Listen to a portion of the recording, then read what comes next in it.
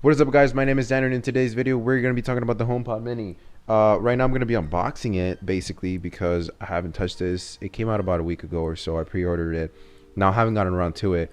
The reason I got this, I wanted to see how it compared to my HomePod. Obviously it's not going to be as the same because you have a way larger speaker and more expensive speaker compared from like $300 to a $100 speaker. It's not going to make sense to compare them. Now obviously these are the only two HomePods out, so in a sense they would be the only ones to compare. So yeah, let's go ahead and open this up. And so right out of the box, take this out, little plastic. So this is the box design. I really like it. It's pretty nice and colorful. So let's see, is it gonna be like the, wow, that's pretty small. Apple products, man. The smell of it. I don't know. There's just something about Apple products. I don't know where they make their stuff at, like their companies or whatever. But whatever it is, their smell, it's amazing. Like their new smell. Wow, this is actually tiny. I was not expecting this. I was actually expecting it to be a little bit bigger. Now I'm really hoping, I really have high hopes for this because it's $100. You're not gonna sell something like, I get it, it's smart and all, but for $100 it better sound like really, really good. So let's get to it. So right here, it is out of the box. Huh.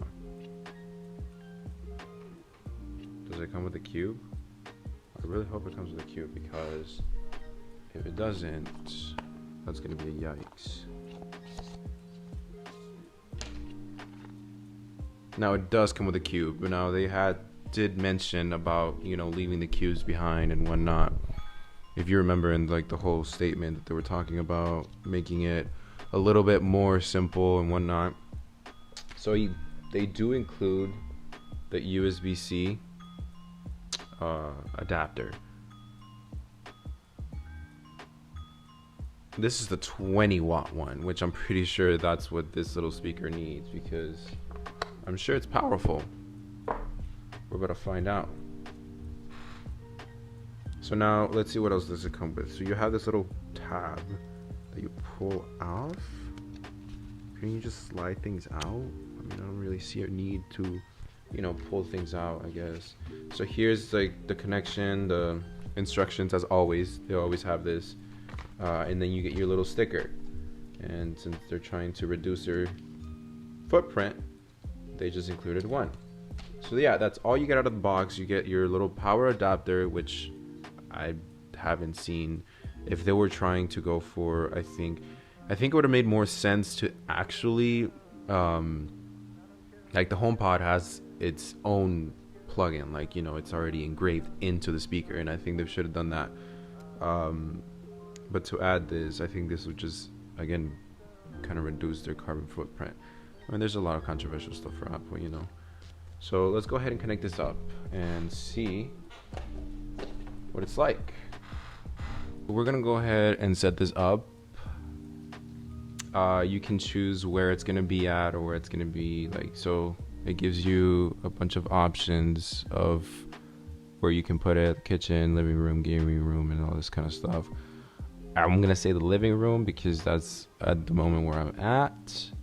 And here are the personal requests. It says use Siri on HomePod to access your messages, reminders, calendar, events, and more when this iPhone voice is recognized. So it has voice recognition. That's another thing as well that that the other HomePod does not have. Siri for everyone. Transfer settings. Sure, why not? Let's go ahead. So then you just basically center it and whatnot. So right off the bat, it's not as loud as I thought it would be. So I'm back after doing a few testing and to see what the HomePod Mini is really all about. And obviously you didn't get to hear it. There's not really much point. I'm just here to tell you on my experience, because you're not really going to be able to hear the same thing that I heard while I was listening to it, right? And so HomePod Mini, it's not a great speaker for what the price is. Now let me tell you why. It is and it isn't. It is because it works with the ecosystem of Apple, and that's what they do. Now I'm going to be talking about that in another video on why they're so good of keeping people in the ecosystem and whatnot. The only way that this speaker itself is good is if you either pair with way more mini speakers, like of this kind, like 8, 10 speakers. Obviously you can do 4 to around there, right? But for it to be like really good sounding and a lot of bass, you would have to buy more speakers. Now another thing is the way this would work even way better than just buying more speakers would be actually buying a HomePod. So with the HomePod Mini, you have a lot of features.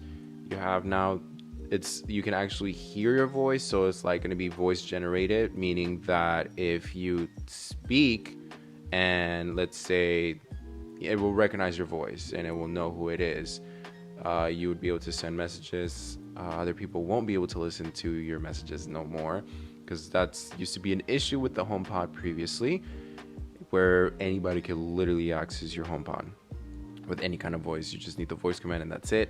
Now I'm sure that they'll come out with an update at some point for the HomePod, like an actual updated version of it. But for now, the HomePod in itself, it's really good, but it's very outdated and kind of sucks.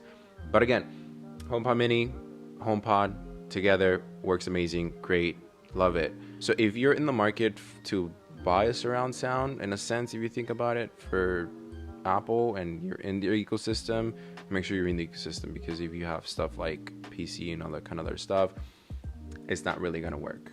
And I know it sucks, but point is, this speaker is good for what it is. It's not the best. It's not gonna blow your mind away.